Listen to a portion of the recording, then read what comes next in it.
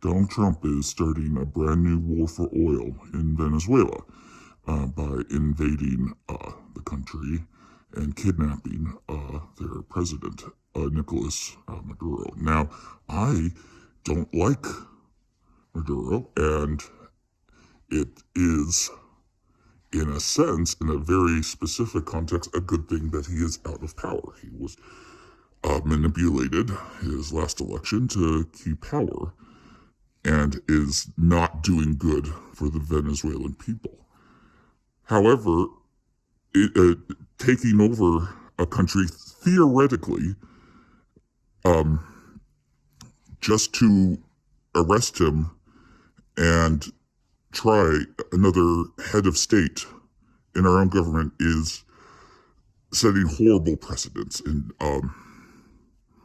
doing vast damage to any kind of diplomatic kind of relationship the U.S. has with any other country. That is tangible. That is something that matters.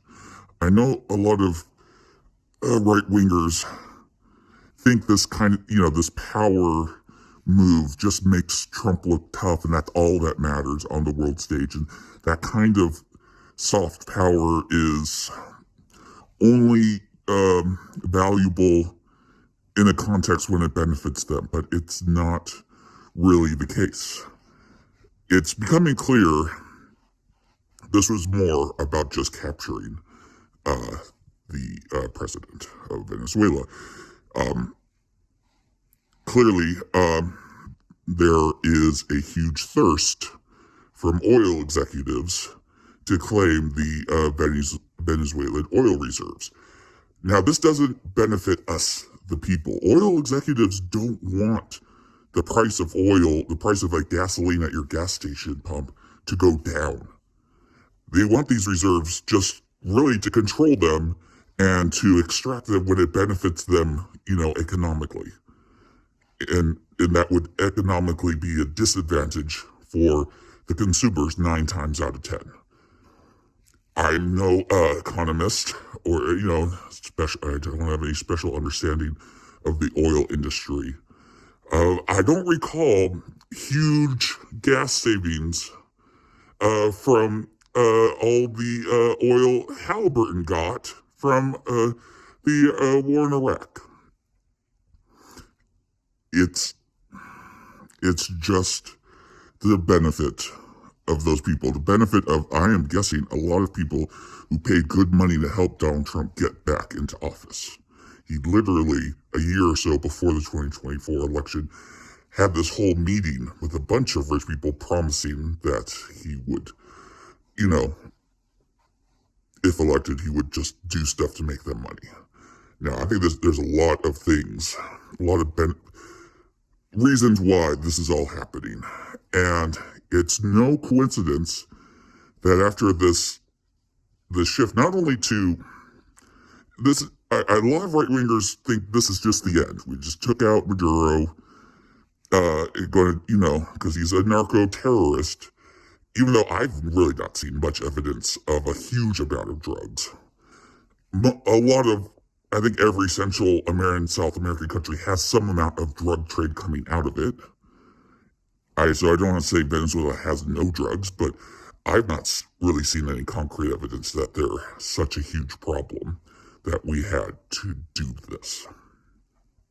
And if anything, a power vacuum like we've just caused is going to, if anything, embolden the drug cartels, much like a lot of terrorist cells that eventually became ISIS were emboldened when we conquered, quote unquote, accomplished our mission in Iraq. It's very well, and it could also promote actual terrorism. A lot of people are happy that Maduro's gone. That's fine. If you want to celebrate that, that's fine. But there's no guarantee the next government is going to be much better, first of all. And if the oil industry is able to just do whatever they want there now, there could be a lot of resentment in the future from Venezuelans to the U.S. government, and that could lead to bad things. I don't think Trump cares about all of that because those bad things will take a while to cycle through, to progress. And I don't think he's farsighted enough to care what would happen a week from now, let alone a couple months or a couple years even.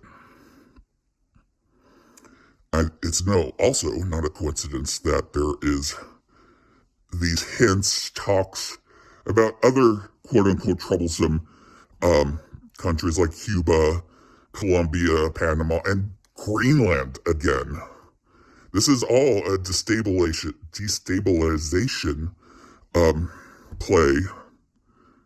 First for the U.S. just to conquer and dominate the rest of our hemisphere for little to no tangible benefit to anyone except him and oligarchs. And specifically invading in any kind of way of Greenland, which is owned by Denmark, a NATO ally, would essentially sabotage NATO. And that seems like something that Vladimir Putin would really like to see happen.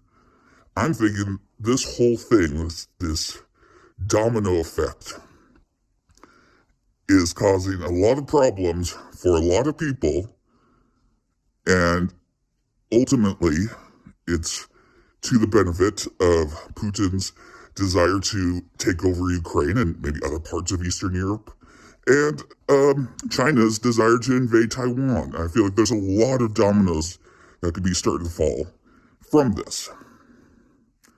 Is there any guarantee how this will all play out and what time people? Not really.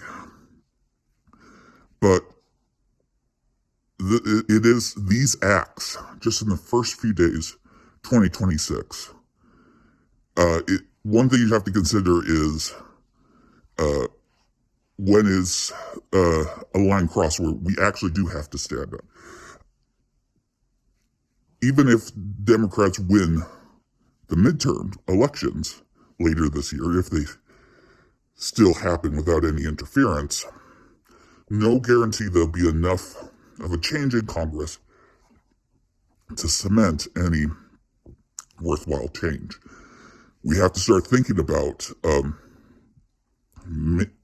having the government respond to us.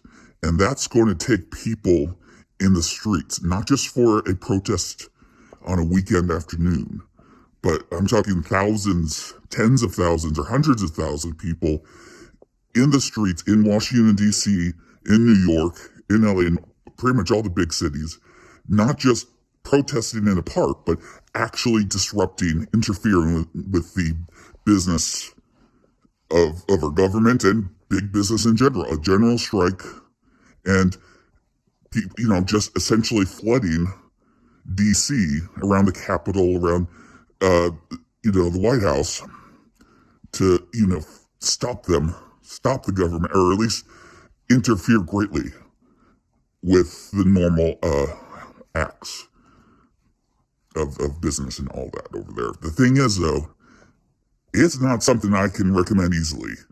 Even if we collectively do get the gumption to protest in a large scale like that, enough to actually come across some real change, it comes with a lot of risks. A lot of people would probably be arrested. The Trump and his various Gestabos wouldn't just sit idly by as mass protests rose up against them. A lot of people would be arrested.